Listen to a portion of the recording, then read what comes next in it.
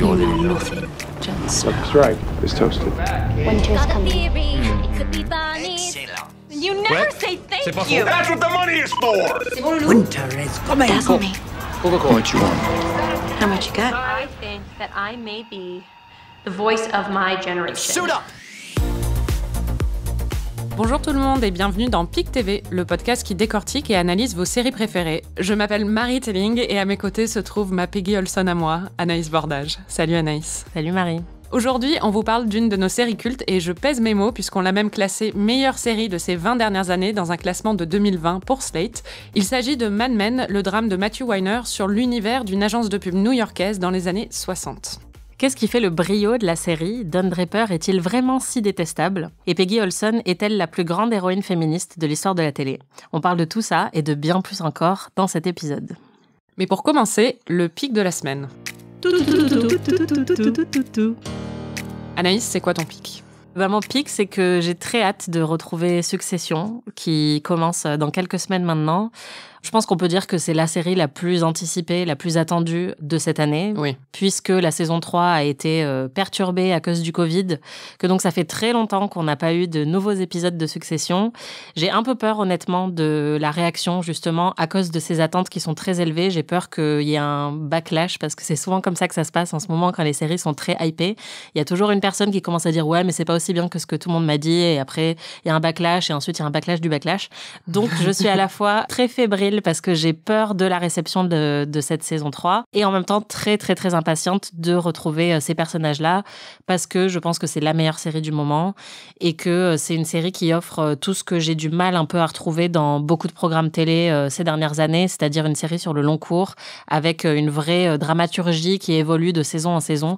Donc voilà, j'espère qu'on va pas être déçus. Et toi, c'est quoi ton pic ? Mon pic, c'est Brett Goldstein, qui joue Roy Kent dans la série Ted Lasso et qui vient de recevoir un Emmy pour son rôle. Et Brett Goldstein, c'est un acteur-comédien anglais qui est hyper charmant. Et dans le rôle de Roy Kent, il est vraiment très drôle et très charmant. Très, très charmant. Et il a aussi un podcast que je recommande qui s'appelle Films to be Buried With, donc les films avec lesquels vous seriez enterrés, où il reçoit à chaque fois des invités assez célèbres, des acteurs, des réalisateurs, à qui il demande de sélectionner des films avec lesquels être enterrés. Justement, ils sont morts et quels films ils emmènent avec eux dans la tombe. Et ça permet un peu de revisiter les plus grands classiques des acteurs et des réalisateurs et réalisatrices qu'il interviewe.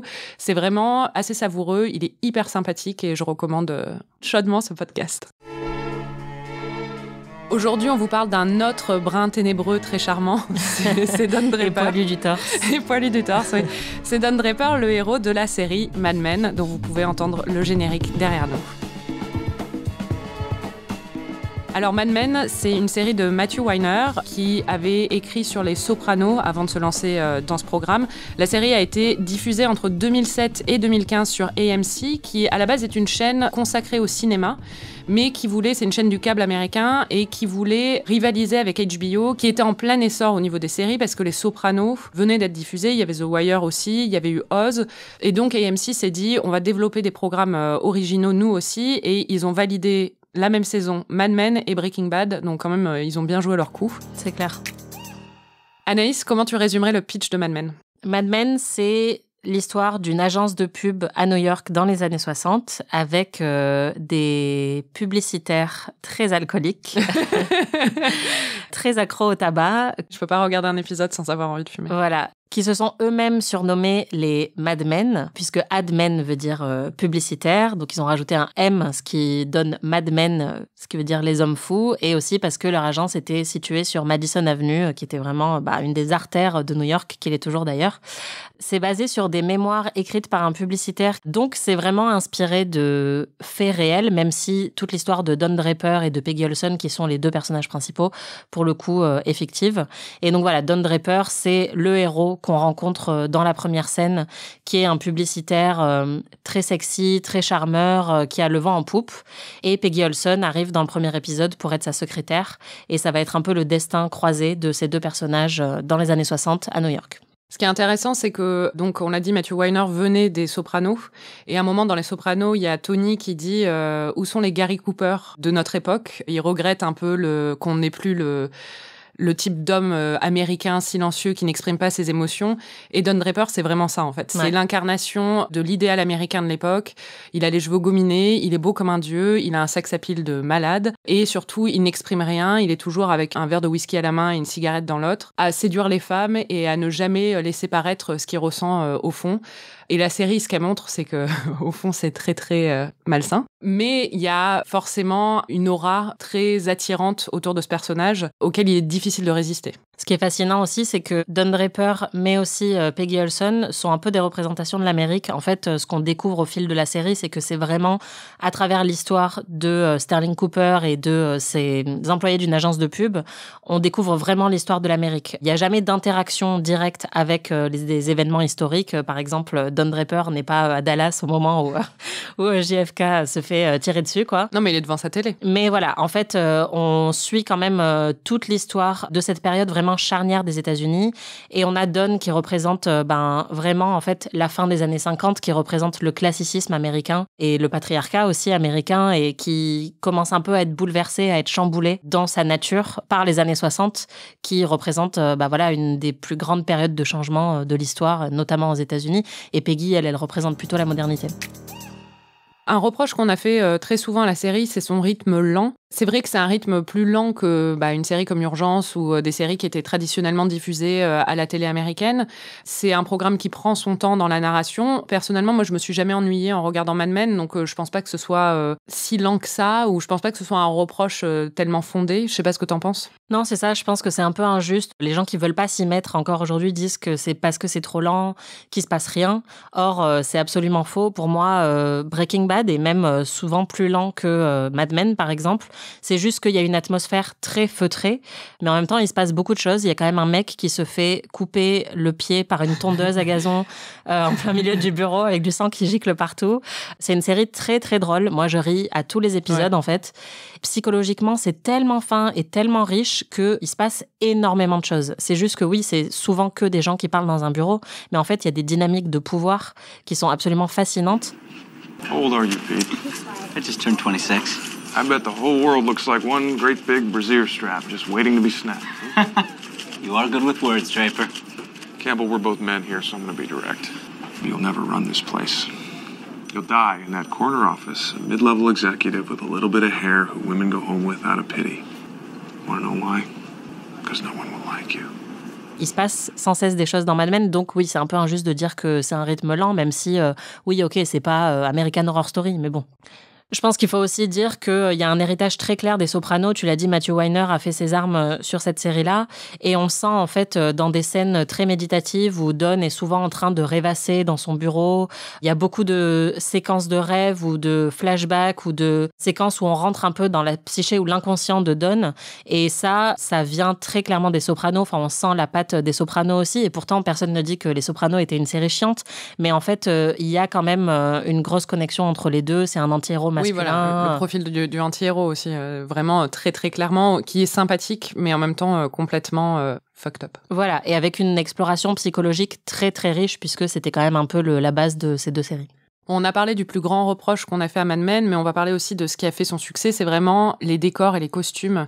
Je me souviens au moment où la série est sortie, les défilés de mode se sont complètement imprégnés du style des années 50. Il y avait eu un défilé de Louis Vuitton à l'époque qui était complètement inspiré par les tenues de John et de Peggy, parce que vraiment la série ressemble en fait à une pub pour les années 50. C'est un peu l'ironie aussi du programme, parce que il décrit tous les travers de la pub tout en empruntant aussi les codes. Et Betty, la femme de Don, ressemble à une gravure de mode et ressemble à Grace Kelly. John, c'est une espèce de bombe atomique sur pattes qui est habillée comme une Marilyn Monroe rousse. Elle est absolument magnifique. Tout le monde est tout le temps sur son 31. Personne n'est négligé, jamais. Bon, à part quand c'est vraiment, ça fait partie de l'intrigue parce qu'ils sont complètement alcooliques et ils commencent à se vomir dessus. Mais en règle générale, vraiment, c'est un univers, comme tu l'as dit, très feutré, ultra policé et vraiment magnifique à observer, où on a envie d'évoluer là-dedans, même si on voit aussi toutes les dynamiques, et on va en parler, très sexistes, racistes et problématiques de cet environnement. on a quand même envie d'y être, quoi, et de s'approprier les codes. C'est vraiment quelque chose qui est extrêmement apaisant pour le regard. Et c'est vrai que ça joue beaucoup. Et d'ailleurs, on en a déjà parlé dans ce podcast. Les costumes jouent un rôle très, très, très important dans la série. Et il y a même nos 2 blogueurs préférés, Tom et Lorenzo, qui ont fait des recaps épisode par épisode des costumes de la série en expliquant non seulement leur rôle, on va dire, sociétal, c'est-à-dire pourquoi les tenues étaient conçues comme ça à l'époque, mais aussi leur rôle narratif et pourquoi, en fait, un personnage va porter une robe de telle couleur à tel moment, ce que ça signifie dans cette scène, dans son rapport aux autres personnages à ce moment-là, etc. C'est vraiment fascinant. Si ça vous intéresse, allez regarder les recaps Mad Style sur le site Tom & Lorenzo. C'est génial et vous verrez que la série, vraiment, a un niveau très, très pointu au niveau de la direction artistique. Bon, vous l'aurez compris, c'est une série très riche et on pourra en parler pendant des heures. Mais pour cet épisode, on a décidé de se concentrer sur 3 épisodes en particulier. Le pilote, l'épisode culte The Suitcase et le final. Donc on va commencer par le pilote. Le pilote s'ouvre sur Don qui est dans un bar où tout le monde fume. Il est vraiment dans des volutes de fumée. Et il est en train de brainstormer sur une serviette en papier. Et on comprend qu'il brainstorme sur une pub pour Lucky Strike. Et le gros problème, en fait, l'intrigue majeure de l'épisode, c'est que le ministère de la Santé américaine interdit désormais les publicités qui disent que les cigarettes peuvent être bonnes pour la santé ou ne sont pas mauvaises pour la santé. Et donc, le dilemme de Don, c'est comment, alors qu'on dit à tout le monde que les cigarettes tuent, comment toujours les vendre ? On voit déjà le fil amoral un peu du travail qu'ils font. À aucun moment, ils ne s'inquiètent des conséquences de la publicité. Tout ce dont ils s'inquiètent, c'est de pouvoir vendre leurs produits à nouveau. Donc, il y a déjà tout ce questionnement dans l'épisode. Et en fait, ce qui est intéressant dans l'épisode, c'est que quand on le voit pour la première fois, on va peut-être pas forcément noter qu'il établit beaucoup des dynamiques qui vont être développées dans toute la série. Mais quand on le revoit après avoir vu et revu en ce qui nous concerne la série, on se rend compte que tout est déjà là. C'est-à-dire que Don, qui est ce personnage ultra charismatique et très beau. Il est joué par Jon Hamm et vraiment juste, il est d'un sex appeal absolument incroyable. Dès le début, il a peur de ne pas pouvoir délivrer lors de la réunion avec Lucky Strike et il a peur qu'on le dévoile comme un imposteur. Et ce sentiment d'imposteur, au début, on comprend pas trop d'où il vient et très vite, on va comprendre, parce qu'on l'apprend plus tard dans la série, au 3e épisode de la première saison, que Don Draper n'est pas vraiment sa vraie identité, que c'est Dick Whitman et qui se cache derrière cette espèce d'image d'Épinal de l'Américain parfait. C'est ça qui le rend intéressant dès le départ, c'est qu'en fait, on pense que c'est un insider. Tout lui réussit. Justement, même ce pitch pour Lucky Strike où il sèche complètement, il va réussir à le renverser et à transformer ça en coup de génie dans la salle avec les cadres de Lucky Strike. Mais en fait, c'est pas un insider, c'est un outsider, on va le comprendre plus tard, et c'est ça qui rend Don Draper fascinant, parce que sinon, il serait juste insupportable. Oui, et puis on sent tout de suite dans l'épisode, en fait, qu'il vit dans la duplicité, puisqu'on le voit dès le début aller chez sa maîtresse. On a l'impression, pendant tout l'épisode, quand on connaît pas l'histoire, qu'il est célibataire, parce qu'en plus, il est dans un rapport de séduction avec une cliente aussi, Rachel Menken, jusqu'à la dernière minute, la dernière scène où on le voit arriver dans la banlieue, dans une petite maison un peu parfaite des années 50 aux États-Unis, embrasser sa femme qui, donc, on l'a dit, ressemble à Grace Kelly, et aller dire bonne nuit à ses 2 enfants qui sont tous les 2 très mignons. Donc c'est vraiment le portrait parfait de la famille américaine idéale, alors qu'on vient de voir pendant tout un épisode qu'il avait couché avec sa maîtresse et que c'était un séducteur. Donc on comprend tout de suite qu'il vit dans le mensonge, même dans son quotidien, en plus d'être dans le mensonge au niveau de son identité. Ouais, c'est vraiment montré comme le plot twist à la fin de l'épisode qui fonctionne très très bien et qui est censé nous happer pour vouloir voir la suite. Ce que je trouve vraiment exceptionnel dans cet épisode, c'est qu'il pose déjà, comme tu l'as dit, tous les thèmes de la série de manière très très claire. Il y a quelque chose qui revient sans cesse dans l'épisode, c'est la question d'invention et de réinvention. Plusieurs fois dans les dialogues, on entend Don qui dit l'amour, c'est quelque chose que les mecs comme moi ont inventé pour vendre des bas en nylon. Il y a aussi à un moment sa maîtresse qui lui dit ils viennent d'inventer quelque chose qui s'appelle la fête des grands-mères. Donc il y a tout le temps la question de l'invention publicitaire, mais c'est un des plus grands thèmes de la série, c'est aussi l'invention de soi et la réinvention de soi. C'est quelque chose que Don va dire d'ailleurs à un certain moment. Il va dire si t'aimes pas ce qu'on dit, change la conversation. Et tout le leitmotiv de la série, c'est que dès qu'il a un problème, il change la conversation justement, il se réinvente, il change d'identité et on va le voir, ça a un peu ses limites comme système, mais là ça fonctionne très bien au début et d'ailleurs à la fin de l'épisode quand il fait son pitch à Lucky Strike, c'est ce qu'il leur dit aussi, il leur dit là, les règles viennent de changer, on n'a plus le droit de dire que les cigarettes sont bonnes pour la santé, en fait c'est une opportunité, on peut dire ce qu'on veut et on peut réinventer totalement la conversation. Federal Trade Commission and Reader's Digest have done you a favor. This is the greatest advertising opportunity since the invention of cereal. We have 6 identical companies making 6 identical products. We can say anything we want. How do you make your cigarettes? We breed insect-repellent tobacco seeds, plant them in the North Carolina sunshine, grow it, cut it, cure it, toast it. Well, there you go. Everybody else's tobacco is poisonous. Lucky Strikes is toasted. Et c'est ça qui est génial, et ça sera quelque chose qui sera répété vraiment tout au fil de la série et qui est déjà très très présent dans ce premier épisode. Oui, c'est ce qu'il a déjà fait avec lui-même en fait, parce qu'à un moment dans sa vie, il a décidé de faire table rase totalement de son passé qui était un peu honteux, même très honteux à ses yeux, pour se réinventer complètement. Il y a aussi le thème très important du changement d'époque. On est à cette période charnière entre la fin des années 50 et le début des années 60. On sait qu'il va y avoir, nous on le sait, des bouleversements historiques et sociétaux majeurs pendant cette décennie. Et en fait, Don, il représente vraiment justement cette vieille école où il est encore au top du game au début de la série. Mais en fait, il va se laisser dépasser très vite. Et d'ailleurs, on le voit dans le pilote, il a déjà une grosse résistance au changement. Il a cette confrontation avec Rachel Menken où il dit « Je ne supporte pas qu'une femme me parle comme ça ». Mais c'est parce qu'en vrai, il est attiré par elle. Voilà, c'est ça. Mais en fait, il a toujours un peu un train de retard et on le verra dans le reste de la série. C'est quelqu'un qui ne va pas du tout savoir accepter les changements et vivre avec son temps. Et c'est ça qui va lui causer du tort dans toute la série aussi. Et là, c'est déjà très présent. L'autre personnage du pilote, où on se rend peut-être pas compte quand on voit le pilote pour la première fois, on a vraiment l'impression que c'est l'histoire de Don, mais en fait c'est aussi l'histoire de Peggy, dont c'est le premier jour à l'agence de pub, et elle est là pour devenir en fait la secrétaire de Don. Elle est toute mignonne, elle sort de Brooklyn, elle a l'air un peu naïve et innocente, et dès qu'elle met le pied dans l'ascenseur, elle se fait emmerder par 3 hommes de l'agence de pub qui commencent à faire des remarques hyper lourdes et graveleuses, et on comprend de suite, à travers elle, en fait, il y a tout un fil sur le sexisme de cet environnement, où c'est limite risible parfois, enfin c'est assez comique, c'est-à-dire qu'à un moment, John, qui est un peu l'incarnation de l'idéal féminin de l'époque, elle est toute en poitrine et en fesses et elle met très en avant ses atouts féminins et elle sait comment en jouer justement. Elle lui fait tout un speech en fait pour l'introduire au bureau et pour lui présenter les règles et elle lui dit des choses complètement surréalistes aujourd'hui. Elle va lui conseiller de rentrer chez elle le soir, de mettre un sac en papier sur la tête, de faire des trous au niveau des yeux, de se mettre nue, de se regarder dans le miroir et d'évaluer ses atouts et ses défauts pour voir quelles sont les choses qu'elle doit mettre en avant dans son travail. Go home, take a paper bag and cut some eye holes out of it. Put it over your head, get undressed and look at yourself in the mirror. Really evaluate where your strengths and weaknesses are and be honest. I always try to be honest. Good for you.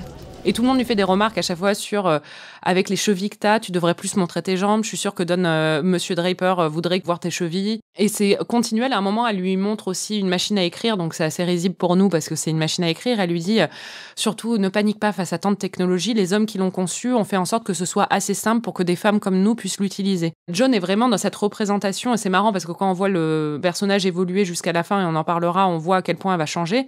Mais elle lui dit même à un moment, si tu joues bien ton jeu, dans quelques années, tu travailleras plus et tu seras marié dans la banlieue. C'est un peu l'idéal de John, c'est justement d'accomplir cette transformation qui était le but ultime pour les femmes à l'époque, c'était de trouver un bon mari et de ne plus travailler, quoi. Pour moi, Peggy, c'est vraiment un des personnages féminins les plus fascinants de l'histoire de la télé.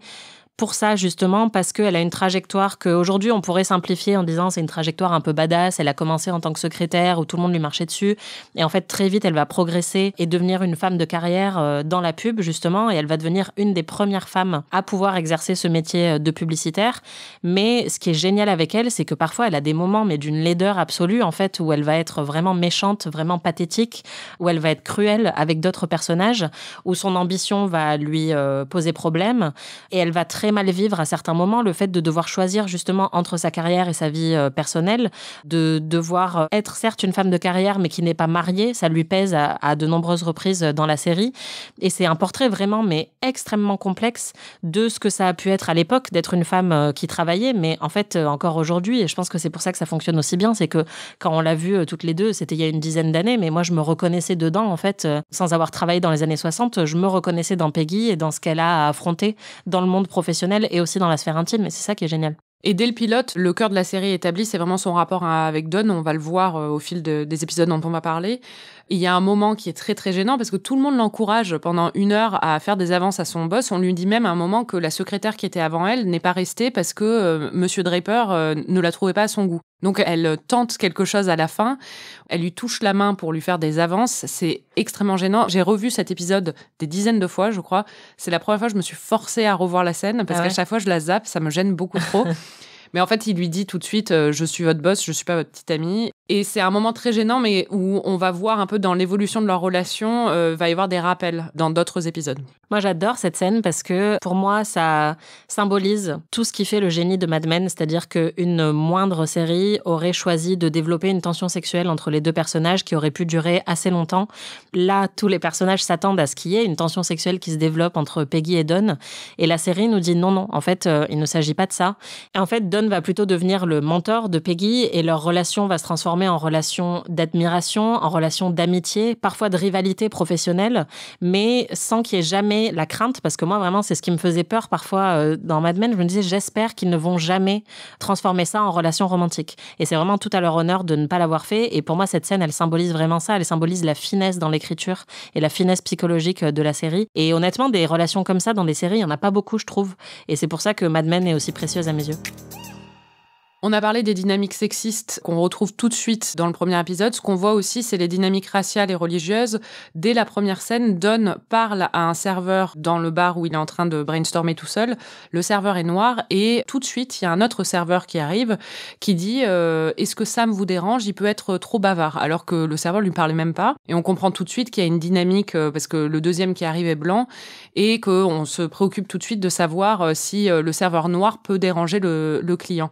Ce qui est intéressant dans Mad Men, c'est qu'il y a quand même pas beaucoup de personnages noirs. Il y en a même presque pas. Il y en a plus vers la fin parce qu'ils commencent à recruter des secrétaires, mais c'est pour montrer aussi l'évolution justement de la compagnie et de la société à ce moment-là. Mais au tout début, en fait, les seuls personnages noirs qu'on voit, c'est des personnages qui travaillent dans des rôles de service. C'est-à-dire que c'est l'homme qui est silencieux et qui ouvre la porte de l'ascenseur et qui appuie sur le bouton.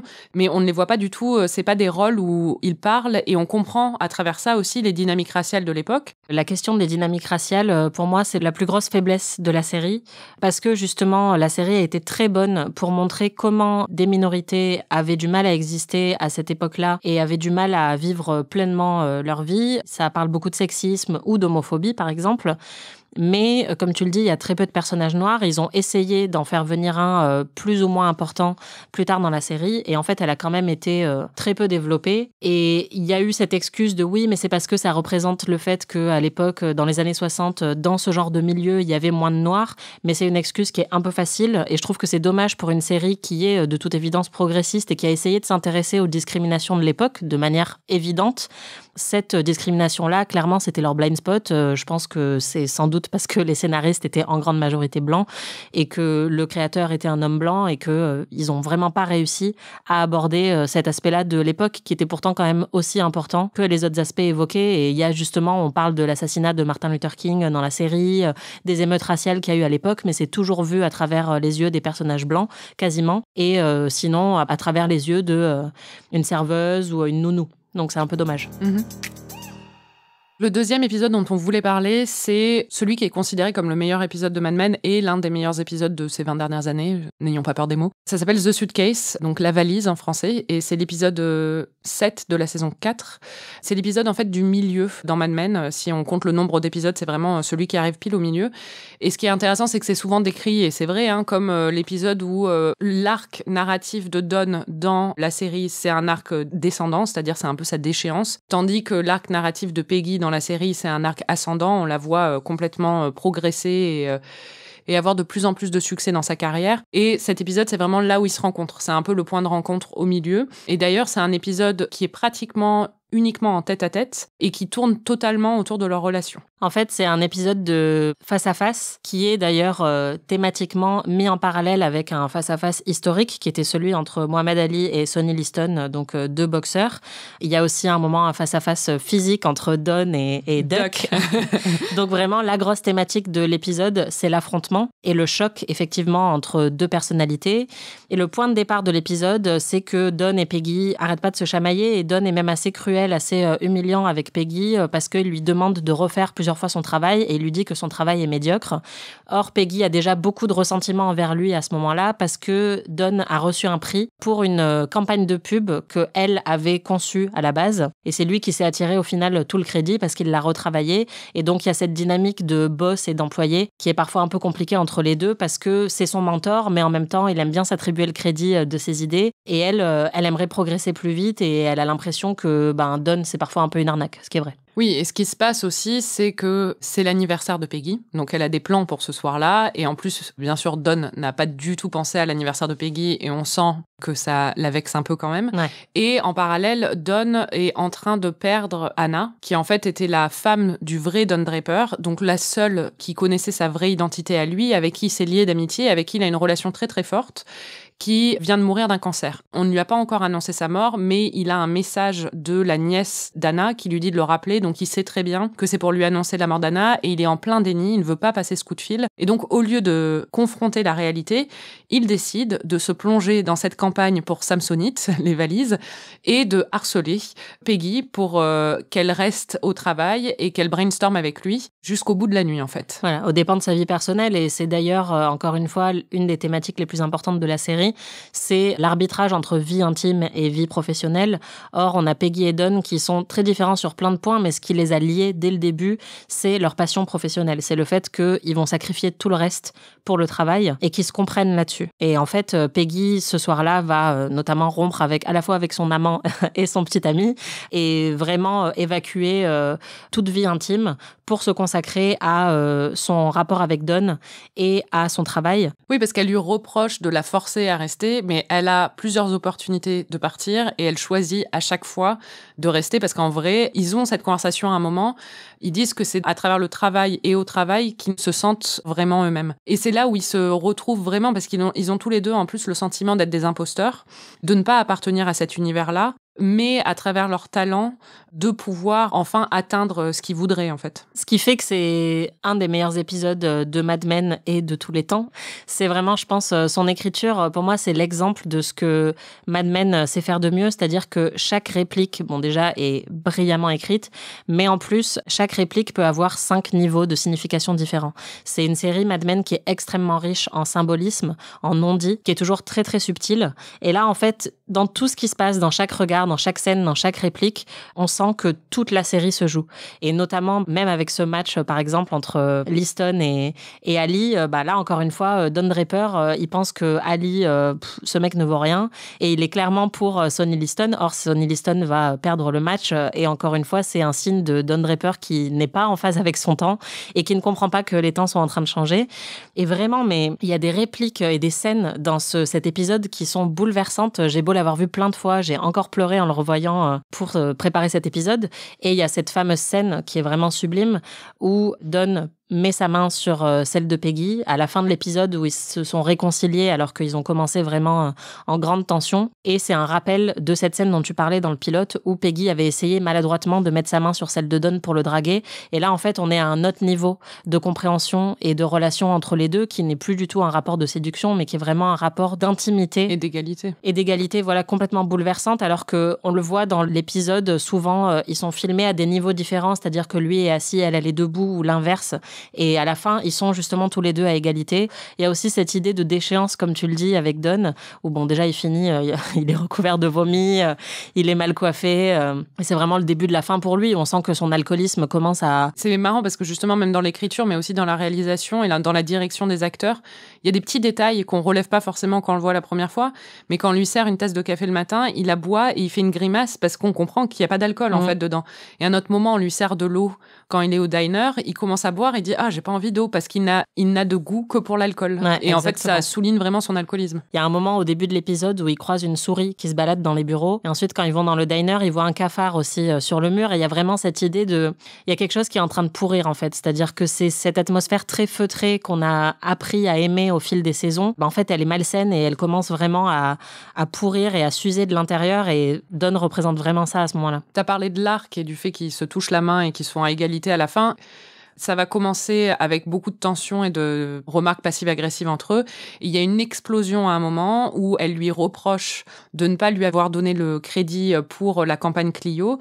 Là, c'est vraiment un échange qui est devenu cultissime. D'ailleurs, c'est même dans notre générique. À un moment, elle lui dit « You never say thank you » et il lui répond « That's what the money is for ». Donc, tu ne dis jamais merci, c'est à ça que sert l'argent. Et c'est vrai que cette engueulade est vraiment devenue ultra culte. You know what? Here's a blank piece of paper. Why don't you turn that into glow coat? Are you out of your mind? You gave me 20 ideas, and I picked out one of them that was a kernel that became that commercial. That's the way it works. There are no credits on commercials. You got the Clio. It's your job. I give you money, you give me ideas. And you never say thank you. That's what the money is for. You're young. You will get your recognition. And honestly, it is absolutely ridiculous to be 2 years into your career and counting your ideas. Après cette altercation, ils vont parler toute la nuit et finir par carrément s'endormir dans les bras l'un de l'autre avant justement de, comme tu dis, se toucher la main à égalité. Il y a même une scène où il a un peu une hallucination due à l'alcool et à la fatigue, je pense, où il voit le fantôme d'Anna arriver avec une valise à la main, parce que Samsonite, c'est The Suitcase, donc c'est la valise du titre. Oui, et puis c'est la transition aussi. Oui, et il lui dit au revoir, en fait. Pendant la nuit aussi, il va révéler à Peggy des choses qu'il n'a révélées à personne d'autre dans la série, sur ses origines, le fait qu'il n'a pas connu sa mère, que son père a été tué par un cheval. On comprend qu'en fait, Peggy prend un peu le relais d'Anna et elle lui dit même à un moment, quand il dit qu'il vient de perdre la seule personne qu'il connaissait vraiment au monde, elle lui dit « ça n'est pas vrai » parce que c'est elle aussi, elle le connaît, c'est beau. Et oui, on a des frissons. Voilà. Le dernier épisode dont on voulait parler, c'est le dernier épisode de la série, ça tombe bien, c'est le final, qui est l'un des finales les plus débattus, avec les Sopranos aussi, donc c'est un peu l'ironie. Surtout la dernière scène dont on va parler, mais enfin déjà on voulait faire un peu un point sur où en sont tous les personnages à ce moment-là, parce que c'est assez intéressant l'évolution de chaque personnage. L'évolution que j'ai trouvée au final la plus intéressante, c'est celle de John, qui vraiment vivait pour l'idéal matrimonial classique, et qui en fait en est vite revenue parce qu'elle a été mariée à un violeur carrément, et parce qu'elle s'est rendue compte surtout qu'elle vivait ses meilleurs moments au travail, en fait, qu'elle adorait travailler. Et dans le dernier épisode, il y a un moment très fort où elle est en couple avec un homme d'un certain âge qui a l'air très sympa au demeurant, et qui lui vend un peu une vie super et tout. Et avec qui elle vit une relation extrêmement épanouissante. Oui, c'est ça, exactement. Mais elle a aussi des idées pour le travail, elle veut fonder sa propre compagnie, et en fait, elle va choisir ça plutôt que lui. Ce qui est inimaginable quand on pense à la John des débuts. Mais là, elle est autonome, elle est indépendante, elle a plus aucun problème, et elle s'épanouit dans son travail. Après, elle va pas vraiment choisir, c'est-à-dire qu'elle aimerait avoir les deux, mais on se rend compte que c'est encore pas possible à ce moment-là, puisque c'est lui qui est tout de suite vexé quand il lui dit « Mais attends, qu'est-ce que tu me fais ? Pourquoi oui, mais tu elle veux fait un lancer... choix quand même. Parce qu'elle aurait très bien pu, quand il lui dit ça, elle aurait très bien pu dire « Ah non, mais d'accord, je ne travaille pas, je vais aller avec toi. » Oui. Et la John des débuts aurait fait ça. Don't you want to be with me? Of course. Seems like this might be a chance to build something. Well, it's going to take all your time, all your energy, and all your attention. That's not true. It is. I want you in my life. You act like this is happening to you, but you're making a choice. I can't just turn off that part of myself. C'est ça que j'aime bien dans la série aussi, c'est-à-dire que c'est pas, encore une fois, quelque chose de très réducteur qu'on pourrait trouver dans des séries actuelles, un peu badass, machin. C'est qu'en fait, ça a un coût. Le fait qu'elle ait découvert cet amour pour le travail, ça a un prix pour sa vie intime. Et effectivement, elle semble très épanouie à la fin parce que c'est ce qui l'enrichit le plus au final. Et comme tu dis, elle en est un peu revenue de la vie de couple. On comprend que voilà, c'est encore compliqué de pouvoir avoir les deux pour une femme à ce moment-là. Il y a un destin qui est au final le destin le plus tragique de Mad Men, c'est celui de Betty, qui était donc la femme de Don, dont on n'a pas beaucoup parlé dans cet épisode, mais qui est vraiment un personnage majeur, qui a été, pour le coup, elle, enfermée jusqu'au bout dans un espèce d'idéal de féminité qui n'était pas du tout satisfaisant. Même nocif, oui, presque littéralement, c'est-à-dire qu'elle meurt on sait qu'elle va mourir d'un cancer du poumon, or dès le départ, on la voit fumer clope sur clope, oui, parce que c'est le seul moyen qu'elle a trouvé, en fait, de se libérer de cette situation horrible où elle est totalement, pour le coup, enfermée par le patriarcat. Et moi, au final, elle me fait énormément de peine. Et je trouve que c'est un des personnages les plus tragiques, si ce n'est le plus tragique de Mad Men, peut-être avec Lane Price. Sa fin, moi, me bouleverse. Ouais, moi aussi. Et c'est vraiment devenu, au fil des années et des revisionnages, peut-être mon personnage préféré de la série, en fait. Waouh. Un autre personnage dont on a beaucoup parlé, c'est Peggy. Et alors là, je dois dire que pour moi, c'est là où le bas blesse. Donc Peggy, elle a une super fin 2 épisodes plus tôt, où elle arrive dans une nouvelle agence de pub avec juste l'une des scènes les plus cultes de l'histoire, où elle est hyper bien habillée, elle a des lunettes de soleil, la cigarette au bec, avec littéralement une lithographie érotique japonaise sous le bras. D'un cuni, d'un poulpe qui fait un cuni à une meuf. Et c'est juste absolument épique. Et elle marche au ralenti, ce qui joue aussi beaucoup. On est dans un truc très scorsésien, hyper badass, avec la musique derrière. C'est trop stylé. C'est l'apogée de Peggy et l'apogée de la Peggy carriériste, quoi. Et j'utilise ce mot pas du tout au sens péjoratif. Mais là, dans le dernier épisode, ils ont décidé de satisfaire les fans. Enfin, moi, je pense que c'est vraiment ça. Tu vas me dire ce que t'en penses. Mais pendant des années, il y avait une tension sexuelle entre elle et Stan, qui est un peu son meilleur ami dans la série. Et avec qui, au début, était un énorme connard sexiste, mais qui s'est transformé au fil des saisons en son plus grand soutien et quelqu'un de vraiment bien. Et en fait, dans le dernier épisode, ils ont décidé de nous donner une déclaration d'amour de la part de Stan, et Peggy, qui est complètement sur le cul et qui lui dit « Ah, mais je m'attendais pas du tout à ça. C'est vrai que tu me manques. J'imagine que moi aussi je suis amoureuse. » Et alors ils se retrouvent et d'un coup ils s'embrassent et il y a une espèce de scène un peu, donc elle a son happy ending romantique. Et moi j'aurais aimé qu'en fait Peggy continue un peu seule, quoi, parce que c'est plus réaliste et parce que j'avais l'impression que c'était du fan service qu'on nous faisait. Ouais, clairement pour moi c'est le plus gros débat de ce final. C'est pas la scène finale, c'est vraiment la scène avec Peggy et Stan. Je l'ai revue plein de fois, ça fonctionne toujours pas. Pour moi c'est pas du tout sur la narration que ça fonctionne pas, parce que je pense que Peggy, au final, elle a toujours, en fait, voulu quand même être en couple dans la série. Elle a le droit d'avoir son happy ending amoureux si elle le veut, et si elle devait l'avoir avec quelqu'un, que ce soit avec Stan, moi, ça me satisfait parfaitement. Pour moi, le problème, c'est la manière dont c'est fait, la manière dont c'est écrit et réalisé, où on a l'impression d'être dans une autre série. Oui, c'est vrai. Les dialogues sont, mais pas du tout fins. I want to be with you. I'm in love with you. What? I love you, Peggy. That's what I thought you said. I mean, I don't even think about you. I mean, I do. All the time, because you're there. And you're here. And you make everything okay. You always do. I mean, I must be. I think I'm in love with you too. Et vraiment, pour une série qui n'est que finesse, que subtilité, je ne comprends pas, mais vraiment, en revoyant l'épisode tout à l'heure, je me disais, mais c'est pas possible, cette scène, on dirait qu'elle a été copiée-collée d'un autre show. D'une fanfiction, en fait, sur le show. Ouais, c'est ça. Où vraiment, ils s'appellent, ils sont tous les deux dans le même bureau, mais ils s'appellent pour discuter, un peu comme Slack aujourd'hui. T'imagines, quelqu'un te fait une déclaration sur Slack? Franchement, je suis sûre que ça s'est produit plein de fois. Oui. Mais ils parlent de quelque chose qui n'a rien à voir, ils parlent de Don Draper, et là, en fait, sans rapport, Stan lui dit « Mais c'est vrai que je t'aime, hein. Je crois que je me rends compte que je suis fou de toi, j'ai envie d'être avec toi tout le temps, tu me manques. » Et elle est là « Ok, moi aussi je t'aime. » Et vraiment, mais c'est quoi ce ping-pong de l'absurde, alors que leur conversation de base n'avait rien à voir. C'est hyper mal amené. Et à la fin, ils se font se baiser, ou même ça, à la rigueur, pourquoi pas qu'ils s'embrassent. Moi, je suis contente, honnêtement. Non, mais moi, je voulais qu'ils finissent ensemble, en vrai. Ouais. Mais c'est la manière dont c'est fait. Et je trouve ça aussi assez intéressant que, justement, elle a l'opportunité d'aller lancer son entreprise avec John. Et c'est moins satisfaisant, en fait, de la voir rester dans l'entreprise dans laquelle elle est et de choisir la facilité et le confort plutôt que de lancer une nouvelle entreprise avec John et de faire un truc hyper badass et féministe. Mais en même temps, pour moi, ça fonctionne mieux. Oui, c'est-à-dire qu'elles ne sont pas obligées de toutes choisir cette voie-là. Et en fait, on comprend aussi qu'elle n'a pas envie de faire ce que Don a essayé de faire pendant toute la série et a échoué, en fait. C'est-à-dire de toujours dire « cours à la prochaine opportunité, réinvente-toi, change de vie. Dès qu'il y a quelque chose qui ne te plaît pas, qui est un peu inconfortable, tu rases tout, tu repars de zéro. » Et Peggy, en fait, elle est plutôt satisfaite de son travail. Elle est amoureuse de son collègue, elle décide d'y rester. Et je trouve que ça, c'est plutôt une bonne fin pour elle. Ce qui me dérange, c'est vraiment juste ce dialogue entre les deux qui ne fonctionne pas. Non, mais surtout, Peggy, c'est quelqu'un de très conventionnel au final. C'est-à-dire que malgré toute son ambition et son envie justement de se sortir de ce carcan hyper patriarcal dans lequel elle a évolué jusqu'à maintenant et qui l'empêchait de progresser, elle veut pas créer sa propre compagnie. Elle veut évoluer et gravir les échelons dans un grand truc qui est hyper respecté. Elle veut être la plus importante dans cette entreprise-là. c'est pas une entrepreneuse, tu vois. C'est quelqu'un qui veut, dans les codes traditionnels, y arriver. Oui, c'est ça. Et c'est quelqu'un qui a appris à se construire dans un monde d'hommes et qui a réussi à se créer une place parmi les hommes.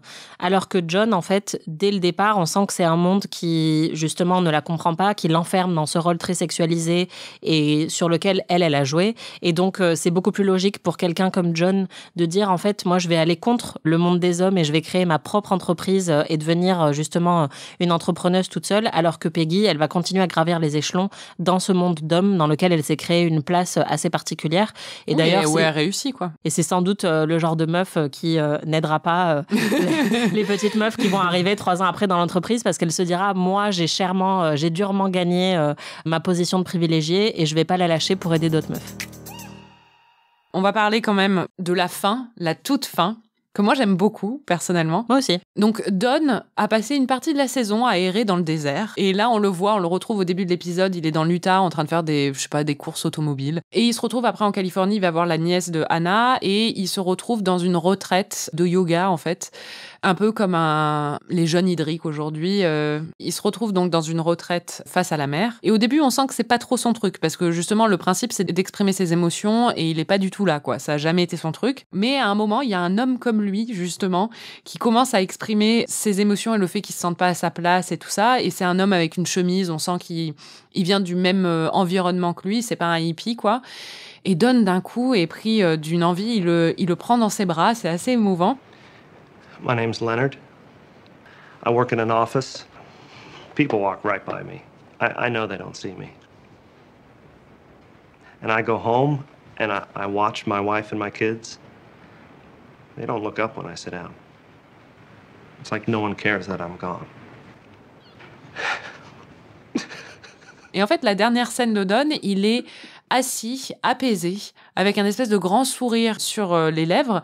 Il est en train de faire du yoga au milieu d'autres personnes. Et d'un coup, la scène change, il y a une musique et on découvre une publicité culte des années 70, une publicité pour Coca-Cola, où justement, c'est toute cette espèce d'atmosphère du yoga et du vivre ensemble et du le monde est génial. Et en fait, on comprend. Parce qu'en plus, plus tôt dans l'épisode, Peggy, au téléphone, lui a dit « Si tu reviens, tu pourras travailler sur Coca-Cola ».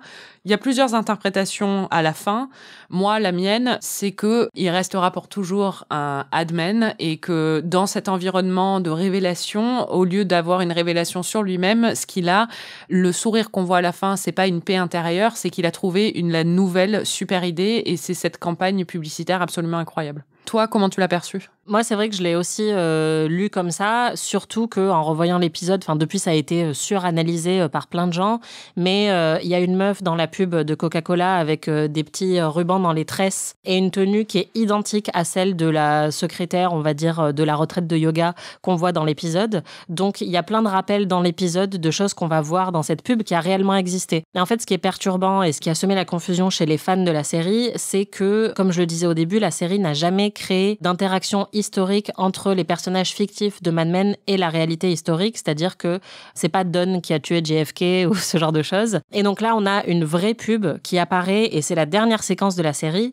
Et donc on se dit, est-ce que c'est juste pour refléter le changement d'époque ? C'est-à-dire que même dans les pubs, il y a une espèce d'idéalisme un peu hippie qui est venu s'immiscer même dans quelque chose de très commercial. Et qui est hyper ironique sur du Coca-Cola, quoi. Voilà, c'est ça. Ou est-ce que c'est réellement Don Draper, personnage de fiction, qui a inventé une vraie pub que nous, on peut trouver sur YouTube à l'heure actuelle.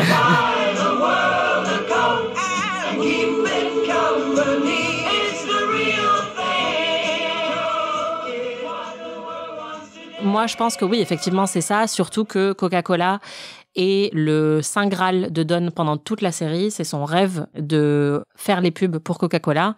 Et il y a un cynisme évident dès le début de la série, et justement où lui, il va essayer de lutter un peu contre ça parfois et d'être un peu plus idéaliste, mais il n'y arrive jamais vraiment. Et le plus grand questionnement de Mad Men, dès le départ, c'est est-ce qu'on peut vraiment changer ou pas ? Don a essayé de changer, il a carrément changé d'identité, mais en fait, il est toujours rattrapé par qui il est profondément, sa vraie nature, elle ne change jamais vraiment. C'est un scammer. C'est ça. Et c'est le cas de quasiment tous les personnages. C'est-à-dire que leur trajectoire, oui, elle change, elle évolue. Mais eux-mêmes, leur nature profonde, comme tu le dis, par exemple, Peggy, qui reste conservatrice, qui reste assez traditionnelle, elle le reste même à la fin. Et donc, Don, qui reste un admin, qui reste un mec assez cynique, qui va utiliser ce qu'il voit dans son environnement pour créer des pubs, pour vendre du coca, bah, c'est exactement ce qu'il fait à la fin. Donc ouais, moi, je l'ai un peu perçu comme ça aussi, et je trouve que c'est une fin qui est très réussie. Parce que justement elle est ambiguë, parce qu'elle va provoquer des conversations, parce que c'est pas un joli petit ruban qu'on nous met en disant voilà tout est fini comme dans Breaking Bad qui a une fin pourrie. Ça c'est juste pour créer du buzz. Voilà, on va se prendre une tannée sur Twitter. Mais non, mais je trouve que c'est un final qui est honnêtement c'est pas le meilleur épisode de la série, je trouve. Non, clairement non. Et le plus gros problème aussi c'est que à chaque fois que Don est en Californie, honnêtement c'est pas les meilleures séquences de Mad Men parce que on aime Mad Men pour ses séquences new-yorkaises, pour son atmosphère feutrée. Et quand ils sont tous en chemisier tie-dye en Californie, c'est pas mon Mad Men, quoi. C'est pas le Mad Men que j'aime. Mais thématiquement, narrativement, je trouve que ça fonctionne très très bien. Pour finir, je me suis posé un peu une question, c'est qu'est-ce que tu penses qu'ils deviennent après, en fait, tous ces personnages ? Je pense que Roger meurt dans l'heure qui suit le final de Mad Men, d'une crise cardiaque, parce que sa dernière scène, on le voit, il est quand même en train de boire du pastis et de commander du homard et de commander une bouteille de champagne. Et il a déjà fait genre 28 crises cardiaques dans Mad Men. Donc je pense qu'il y a un moment où il faut qu'il clame, ça c'est plus possible. Un des derniers trucs qu'on le voit faire aussi, c'est parler de son héritage. Donc bon, on sait que Roger, il n'en a plus pour très longtemps. Honnêtement, je pense que Peggy va pas rester très longtemps à l'agence où elle est et qu'elle va sans doute bouger à un autre moment. Je la vois quand même pas y rester, tu vois, pendant des années. Je sais pas, t'en penses quoi ? Alors moi, au contraire, Peggy, je pense qu'elle va rester dans cette agence jusqu'à la fin de sa carrière et qu'elle va finir genre sur le comité de direction, quoi. Je pense que Peggy, aujourd'hui, si elle est toujours en vie, elle a financé la campagne d'Hillary Clinton. Et elle est vraiment dans un espèce de féminisme très blanc à l'ancienne où, franchement, l'intersectionnalité, elle peut pas supporter, quoi. Faut pas trop qu'on l'emmerde avec tout ça. Et puis, les jeunes et la cancel culture, faut arrêter parce que elle en a vu d'autres, elle, dans sa vie. Et du coup, faut arrêter de vraiment critiquer les hommes parce qu'ils sont pas tous mauvais, quoi. Ouais, clairement. Don, moi, la question que je me pose quand même avec ce final, c'est après tout ce qu'il a fait, parce que Don a juste fugué de son entreprise quand même, oui, mais il avait déjà la fait. Saison. Ouais. Mais est-ce qu'il revient et est-ce qu'il reste longtemps dans cette agence ou pas ? Parce que pour moi, non, Don ne reste longtemps nulle part. Ouais, voilà. Il changera jamais. Il finira toujours par s'échapper ailleurs. Il a sans doute encore épousé 25 secrétaires différentes. Ouais, mais moi, je le vois créer la pub Coca-Cola. À mon avis, c'est clair que c'est ce qu'on nous dit qu'il va faire.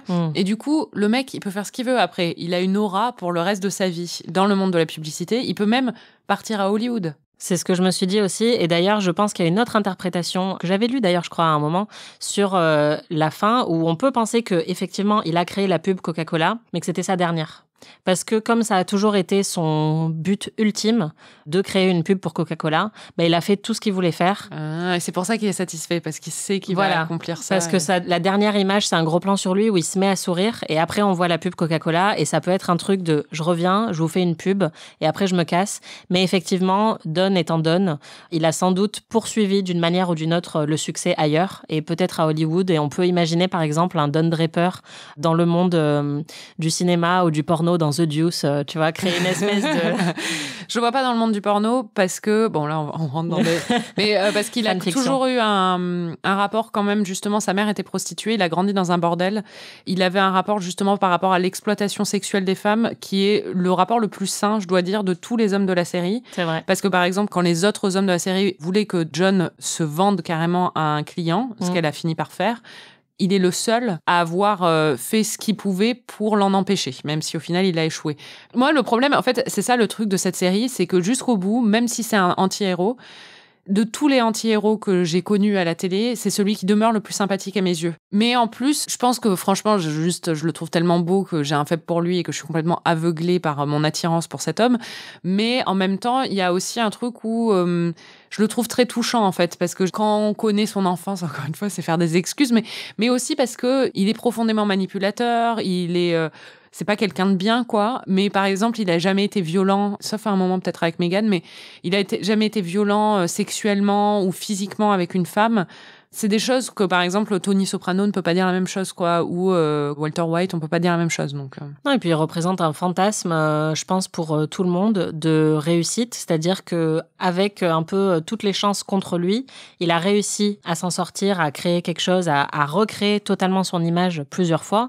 Et la série déconstruit ça en montrant que c'est pas possible à 100%, mais il arrive toujours à passer entre les mailles du filet. Et ça, je pense que ça représente une espèce de fascination et d'objet d'admiration pour beaucoup de monde, de se dire moi aussi peut-être que je peux y arriver, moi aussi peut-être que je peux changer la conversation. C'était PIC TV, merci Anaïs. Merci Marie. Et merci les Pickies de nous écouter toutes les semaines. Vous pouvez retrouver tous les épisodes de PIC TV sur Slate Audio ou sur votre appli de podcast préféré.